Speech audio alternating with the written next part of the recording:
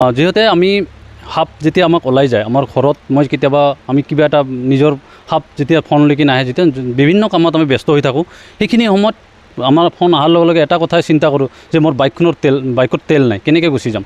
এনেকুৱা নকওককৈ আজি মোৰ কিছুমান পেট্ৰল পাম্পত এটা মোৰ বন্ধু আছে চিপুন চোলাৰ, সি কেতিয়াবা ফোন কৰোঁ যে বন্ধু মোৰ অলপ তেল লাগে, কিয় মই সাপ ধৰিব গৈ আছোঁ, অকণমান হ'লেও তেল দিয়ক, পিছত মই আজি নহওক কালি আপোনাক তেলটো দি দিওঁ।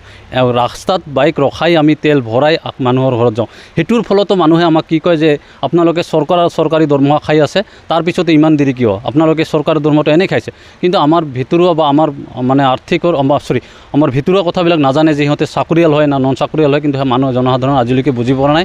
আমি সাপ ৰেস্কিউ কৰিব জানে, সিহঁতে জানে যে সিহঁতে চৰকাৰত মানে ফৰেষ্টত চাকৰি কৰে, তো ফৰেষ্টত চাকৰি কৰাৰ কাৰণে সিহঁতে মানে গাফিলতি কৰে। কিন্তু আমি জনসাধাৰণ এইটোৱে ক'ব খোজোঁ, কেতিয়াও আমি গাফিলতি কৰা নাই।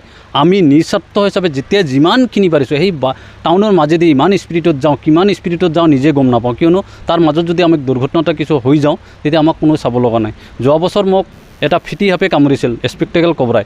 মোক এনেকুৱা নহওককৈ কোনো জিকিছে, মোৰ বন্ধু বান্ধৱে যথেষ্ট গৈছে, কিন্তু এনেকৈ কোনো প্ৰশাসনৰ মানুহ বা কোনো মানুহ এজনক মই হস্পিটেলত খবৰ ল'ব নাগিল যে মানুহজন আজি সাপে কামুৰি আজি হস্পিটেলত পৰি আছে। মোৰ দুখৰ কথা এইটোৱেই যে মই আপোনালোকৰ পৰা মই পইচা বিচৰা নাছিলোঁ, আপোনালোকে মোক অকল খবৰ এটা ল'লেও মই মনত এটা আন্ঠি পালোঁ। কিয়নো যেতিয়া আমাক সাপ এটা ওলাই যায় তেতিয়া কাৰ্তিকক বা হৰমোহনক চিন্তা কৰে, কিন্তু সেই মানুহজনৰ যে কেনেকৈ চলি আছে, কেনেকৈ খাই আছে, কেনেকৈ থাকি আছে, সেইটো কোনেও আজিলৈকে আমাক হয়তো মনত যেতিয়া সাপটো ওলায় তেতিয়াহে মনত পৰে।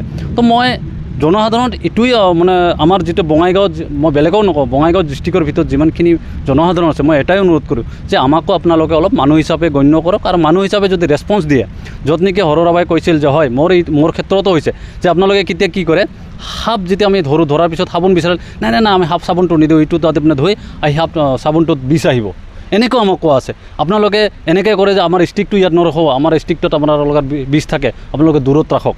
এনেকুৱা নকৰে আমাক সেই বস্তাটো ভিতৰত লৈ যাব নেদে যে ইয়াত বিষ আছে, আপোনালোকে অলপ দূৰত থাকক, এনেকুৱা ব্যৱহাৰ কৰিছে। তো আমি তেতিয়া কি কৰোঁ, নিজকে নিজে এটা মন ফিল কৰোঁ যে আমি কি কাম কৰি আছোঁ। মানুহে যদি আমাক মানুহ হিচাপে গণ্য নকৰোঁ, যে এই জনসাধাৰণ ইমান এটা মহান, আমি নিজে মহান বুলি ভাবিছোঁ, জনসাধাৰণে কি ভাবিছে এইটো নাজানো, কিন্তু আমাৰ অন্তৰত কিন্তু এটা সাপ নিচিনা বস্তু হওক, নিজৰ জীৱনটো আনক ওপৰত মানে উৎসৰ্গা কৰাৰ পিছতো আমি এজন সাপ ৰেস্কিউ কৰিছোঁ আৰু তাক জংঘলত বিচাৰোঁ। আমি তিনিটা আমি মনত ৰাখিছোঁ। এটা হৈছে সেই ঘৰৰ মানুহৰ উদ্ধাৰকাৰী, যেতিয়া আতংকৰ পৰা সেই এটা ভাল প্ৰকাশ পাব, আৰু সেই সাপটো এটা ধুনীয়া এটা জেগা পাইছোঁ, আৰু আমি যে এটা সাপ এৰি দিছোঁ, এটা সাপক যে জীৱন ৰক্ষা কৰিছোঁ, সেইটো আমাৰ শান্তি। এই তিনিটাই আমাৰ মতত লক্ষ্য।